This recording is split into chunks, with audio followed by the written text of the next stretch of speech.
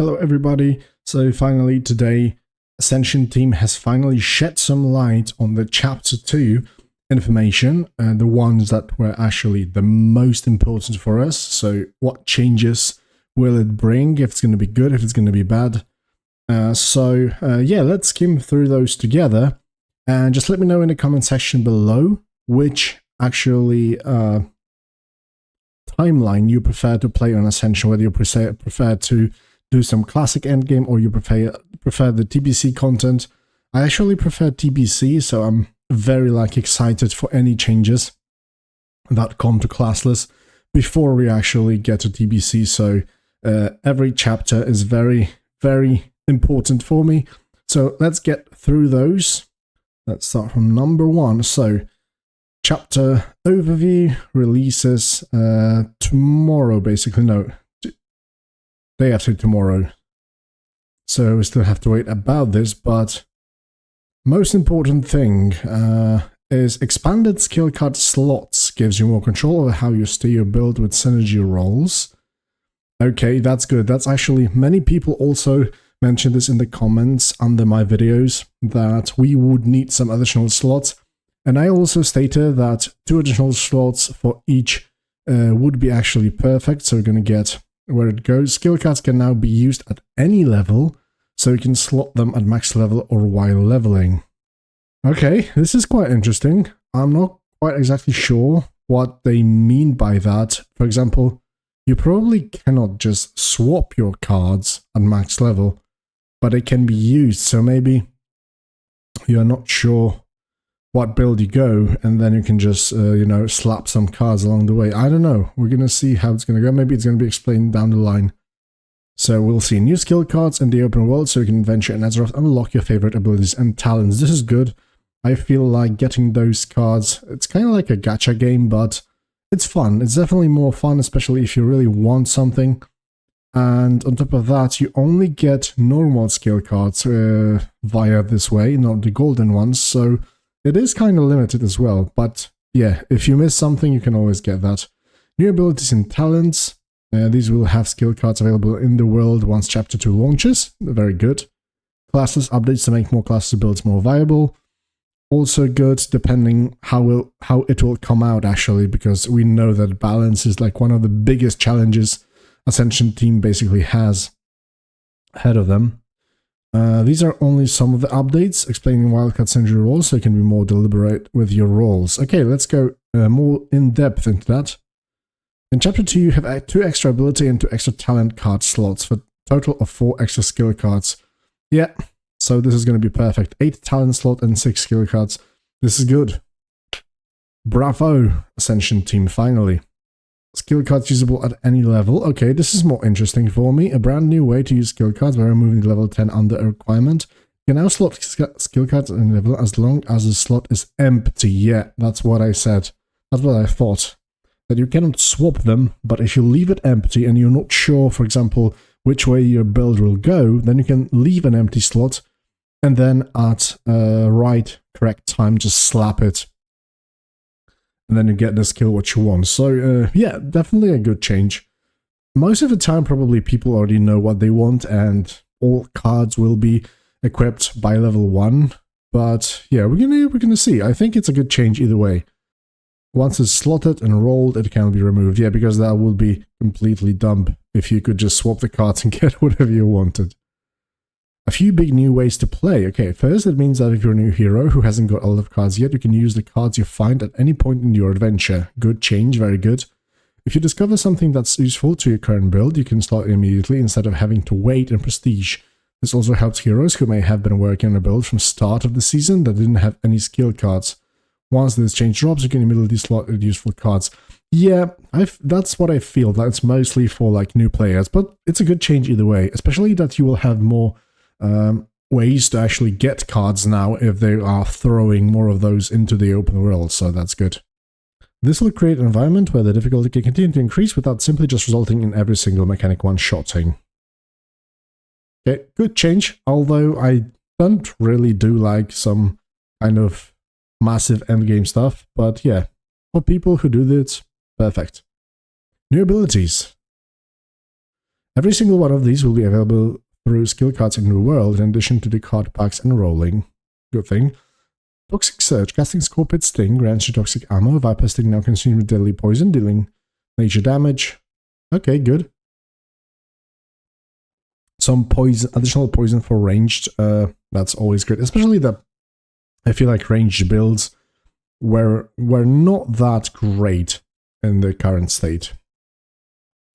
Some healing stuff. Casting Tranquility now extends the duration of the rejuvenation, regrowth, wild growth, life bloom, riptide, ability on all friendly targets. This is good. Great. 1.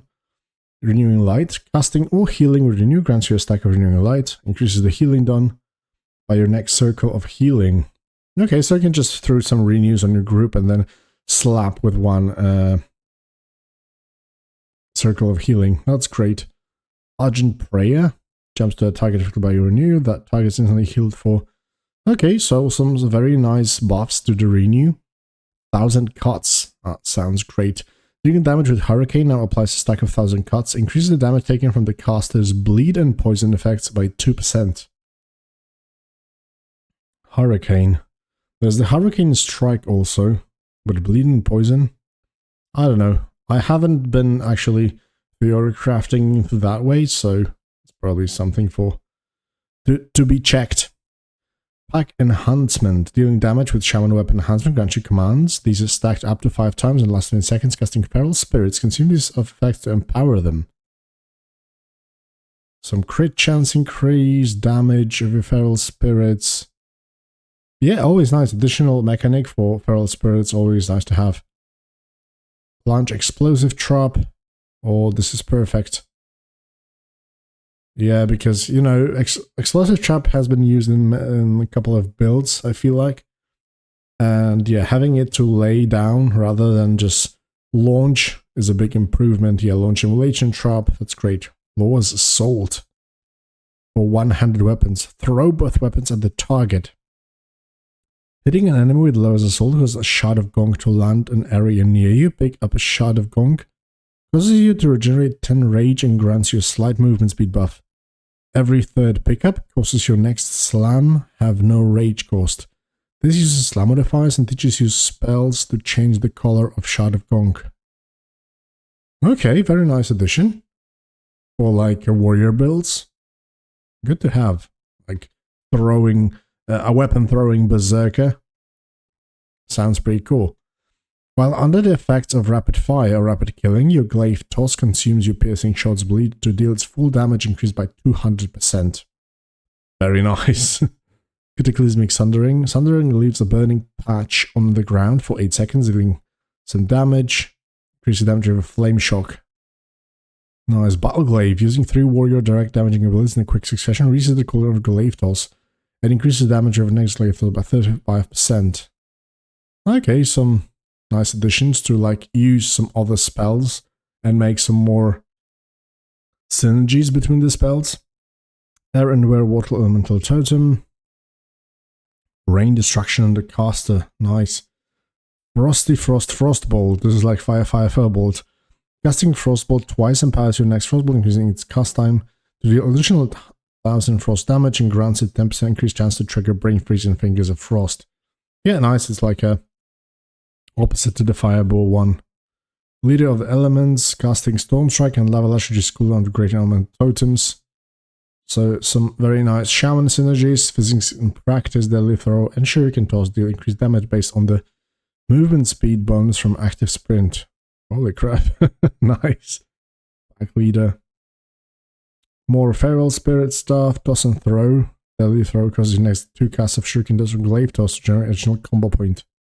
Casting Shaman Shocks increases the damage of your Storm Strike and Lava Lash by 30% stacked until 3 times in the last 10 seconds. Individual shocks have a 10% 10-second internal cooldown. Unseen Assassin. Something for throwing weapons, it seems. Quite a lot of those things. Lich's Calling. Dealing damage to kind of cold and deep freeze effects with Lich's Calling. Increase the effect of frost periodic effects on the target by 30%. Has 6 charges, lasts 15 seconds. This is actually nice for that Lich Warrior build we've done with Prismatic Shard. Icy Prism. Okay, that was the spell. So yeah, it has great synergy for that. Will definitely increase some single target because and AoE as well because you use this Cone of Cold combo point spender. So massive. It's actually massive. Master of Kunai. So yeah, definitely they want people to play some ranged rogue and warrior stuff. It seems. Using Shuriken Toss reduces the cooldown of Adrenaline Rush by 2 seconds. Use Shuriken Toss and Glaive Toss hit at an additional 4 targets. Hitting an enemy with Shuriken Toss increases damage of your next deadly throw or Glaive Toss by 50%. Holy shit, there are actually some very nice synergies for those like Shuriken Toss and Glaive Toss things. Would really love to try a build like that. Like a ninja, for example. Swirling Maelstrom, consuming 5 stacks of Maelstrom weapon, grants Swirling Maelstrom. Your next Frost Shock hits 1 additional target, and deals 10% increased damage last 50 seconds and stacks up to 5 times. Okay, so it's basically like a copycat from the retail. There's like exactly the same talent. Casting damaging spells grants you magical ammunition. Increases amount of your next multi-shot projectiles by 1. Very nice. Barrage Overload. Oh, this is very good. There's like this Thunder Seer, which combines Arcane and Thunder. This is going to be great for this. In a hunt, non-hunter melee abilities grant you in a hunt. This can only occur every 8 seconds and with abilities that have a global cooldown. The next Mungus Bite deals 10% increased damage, ignores 50% of the target's armor, and does not trigger its cooldown. Golden's Choice, Soulfire stuff, Inevitable Decimation. Oh, Fury of the Eagle spell. I loved it on the retail. Very good to have. Furiously strike up to 5 enemies in front of you, dealing 2000 physical damage over 3 seconds. Critical strike chances increased by 50% against any target below 35% health, and any crit strike above 100% is converted into damage. Very good. Holy shit, Kingsbane. Also, yeah, just Widowmaker. Like most of those spells come from retail, it seems. Beacon of Saberfangs. Hitting an enemy 3 times with Swipe applies Saberfangs, bleeding 400. Your Furious Bite and Ravage now spread 20% of the damage done to 5 nearby enemies affected by Saberfangs. Yeah, it's also another borrowed thing from retail, but it's great for cuts. That's definitely sure. Classless balance updates are... Oh yeah, so this is about those crit chance effect in some of the spells. Like Winter's Chill is still gonna do the second part, so non-periodic frost spells damage has 100% chance to apply a Winter's Chill effect, so only frost, but the first part, which basically means the crit chance only for frost spells will be default, so it's gonna increase, yeah, with all spells. That's exactly what it's gonna be. So, talents are one of the biggest ways to gain power over class hero, offering stats like damage, haste, crit chance. Yeah, so this is exactly what we've seen here. So some of those talents, yeah, will increase like overall spell haste, spell crit, and stuff like that, instead of just melee or a specific spell skill, for example. So there's quite a lot of it, so we're going to just keep it. New ability levels. Cauterizing Fire, Prowl, and Align can now be rolled at level 1. Caster DPS. Critical strike damage scaling. There was an update a few months back to address critical strike damage scaling, but a few talents were still using old functionality. But Chapter 2, Lightning Mastery and Empowered Frostbolt will now behave like other crit damage scaling talents.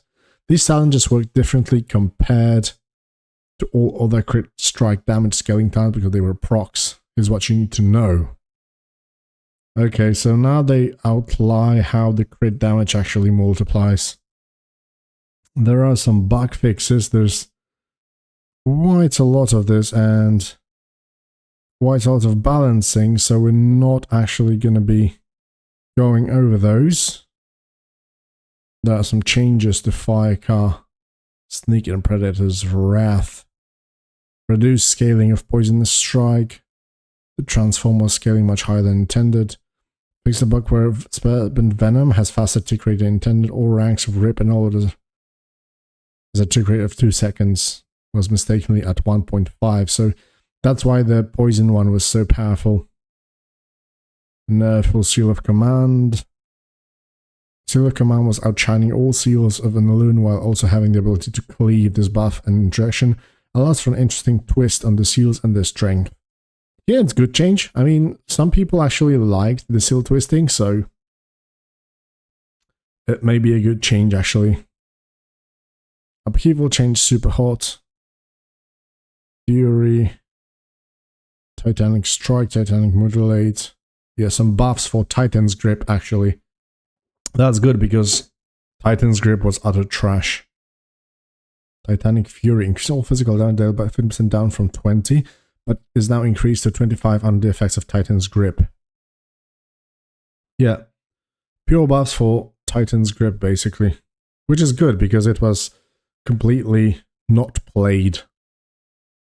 Tools of War. Blood and Guts, some general stuff. Poisons and Blood Venom. Melee Hunter, Savage Blade, increased weapon damage. Oh, this is good. I tested this Savage Blade stuff, but I missed some talents. Maybe we can get back to some of the builds now. Deadly Instinct, increased charges from 4 to 5. Black Widow Strike. Yeah, some very nice buff for Swashbuckler as well. Ninja. Deadly Throwing Specialization.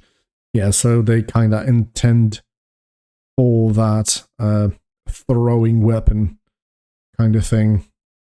Yeah, lots of stuff in here. Nerfing and buffing things, which is good. Synergy rolls are an occasional roll that happens that has been in game since launch. These occasional rolls are a wildcard mechanic that either upgrades one of your talents or picks one of your abilities and talents and gives you a synergistic talent or ability based on what's picked. These synergies are based on things that modify or affect a given ability or are modified by an existing talent.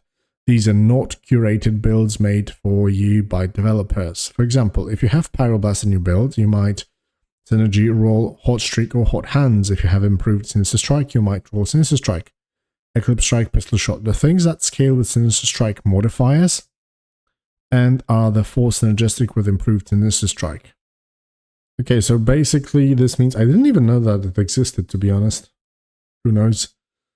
Yeah, sometimes it did feel like you have a special ability or talent and you get that specific roll for this one, but I don't know, it didn't happen that often, to be honest. Synergy rolls also prioritize won't give you absolutely unusable abilities or talents that are gated behind stance, no feral ability. Synergies without the required feral form. They also recognize your role, healer or DPS, to avoid granting unsuitable talent synergies. If you don't like any of those occasional synergies, just unlearn it. You'll be protected from seeing it again for a large number of future synergy rolls. You also never run out of synergies to roll, they just have a chance to happen, so don't worry about them being wasted. These are occasional enough that they never spam you with things you may not want, but they help connect the dots of your build. Okay, in theory this kinda sounds great, but like I said, it did kinda happen occasionally to get like very lucky, let's say, and get those synergies, but I wouldn't say that it happened very often. I don't know. At some builds, I just felt that I got lucky, and at some, I just felt that I got unlucky, and that's it, basically. No rocket science in that. Okay, so that basically are the updates for upcoming Chapter 4. There's plenty of like buffing, nerfing, and adjusting things, but definitely the changes about the cards are great, and the amount of skill cards. The new abilities are always welcome, add some nice variety to the current playstyle. And yeah, I have my hopes up for Chapter 2, definitely. I'm going to try it out once it's up and running. So let me know, guys, what you think about upcoming Chapter 2. Do you like the changes? Do you not like the changes? What you feel about them? And yeah, don't forget to let me know if you prefer to play in Classic or TBC Ascension. Thank you for watching, hope you liked the video, and I'll see you in the next one. Bye bye.